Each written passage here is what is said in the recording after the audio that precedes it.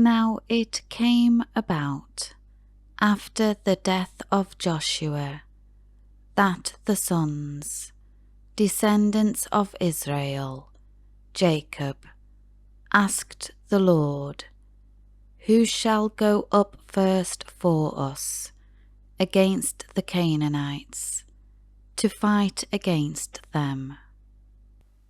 And the Lord said, "Judah shall go up first. Behold, I have given the land into his hand." And the tribe of the sons of Judah said to the tribe of the sons of Simeon his brother, "Come up with me into my allotted territory, so that we may fight against the Canaanites. And I likewise will go with you into your allotted territory."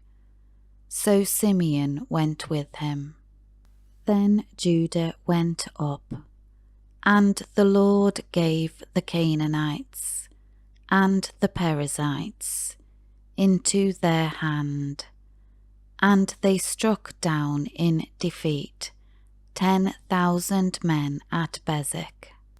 Then they found Adoni-Bezek in Bezek, and fought against him, and they struck down in defeat the Canaanites and the Perizzites.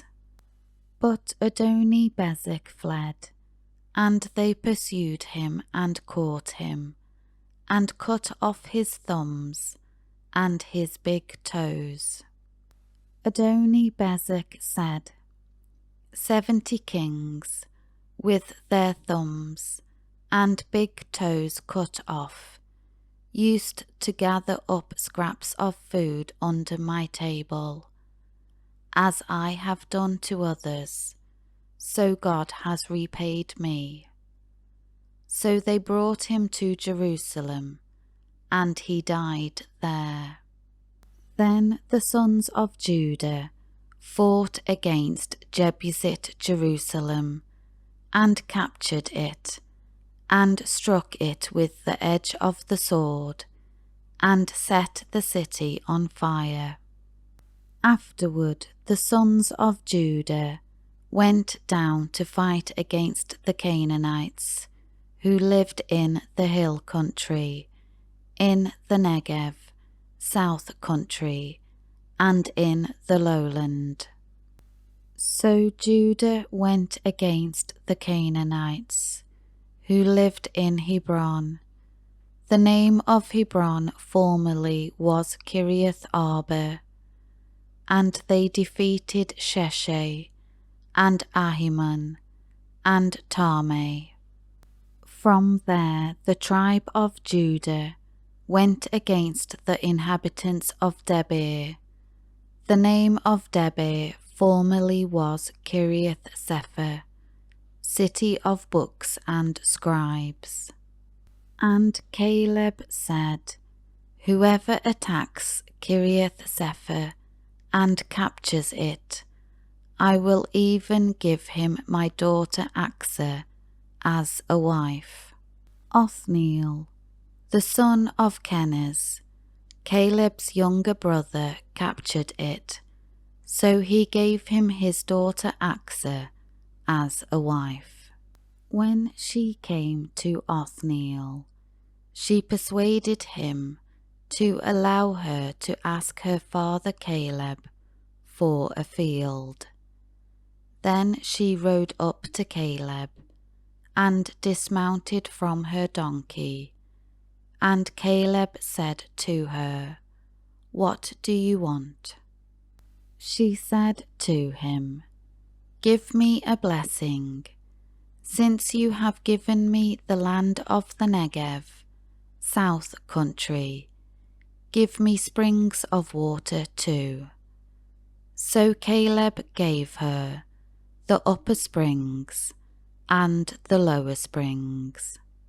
The sons of Jethro the Kenite, Moses' father-in-law, went up from the city of palms, Jericho, with the sons of Judah, to the wilderness of Judah, which is in the Negev, south country, near Arad, and they went and lived with the people. Then the warriors of the tribe of Judah went with the warriors of the tribe of Simeon his brother, and they struck the Canaanites living in Zephath, and utterly destroyed it. So the city was called Hormah, destruction. Also the warriors of Judah captured Gaza with its territory, and Ashkelon with its territory, and Ekron with its territory. The Lord was with Judah, and the tribe of Judah took possession of the hill country, but they could not dispossess and drive out those inhabiting the valley, because they had iron chariots. Then they gave Hebron to Caleb, as Moses had said, and he drove out from there the 3 sons of Anak. But the sons of Benjamin did not drive out the Jebusites who inhabited Jerusalem. So the Jebusites have lived with the sons of Benjamin in Jerusalem to this day. The house of Joseph also went up against Bethel, and the Lord was with them. The house of Joseph spied out Bethel. Now the name of the city was formerly Luz. The spies saw a man coming out of the city, and they said to him, "Please show us the entrance to the city, and we will treat you kindly." So he showed them the entrance to the city, and they struck the city with the edge of the sword. But they let the man and all his family go free. The man went into the land of the Hittites, and built a city, and named it Luz, which is its name to this day. But the tribe of Manasseh did not take possession of Beth-shean and its villages, or Taanach and its villages, or the inhabitants of Dor and its villages, or the inhabitants of Ibleam and its villages, or the inhabitants of Megiddo and its villages. So the Canaanites remained in that land.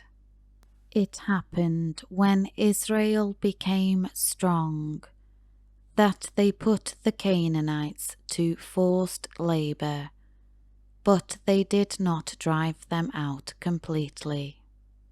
Neither did the warriors of Ephraim drive out the Canaanites who were living in Jezer. So the Canaanites lived in Jezer among them. The warriors of the tribe of Zebulun did not drive out the inhabitants of Kitron or of Nahalol. So the Canaanites lived among them, and were put to forced labour. The warriors of the tribe of Asher did not drive out the inhabitants of Akko, or the inhabitants of Sidon, or of Alab, or of Achzib, or of Helba, or of Aphik, or of Rehob. So the Asherites lived among the Canaanites, the inhabitants of the land, because they did not drive them out. Neither did the warriors of Naphtali drive out the inhabitants of Beth Shemesh, or the inhabitants of Beth Anath, but they lived among the Canaanites, the inhabitants of the land. And the inhabitants of Beth Shemesh and of Beth Anath became forced labour for them. Then the Amorites forced the sons of Dan back into the hill country, for they would not allow them to come down into the valley. Yet the Amorites persisted in living on Mount Heres, the mountain of the sun, in Ajalon, and in Shaalbim. But when the power of the house, descendants of Joseph, became strong and prevailed, they became forced labour. The border of the Amorites ran from the ascent of Akrabim, from Selah, rock, and upward.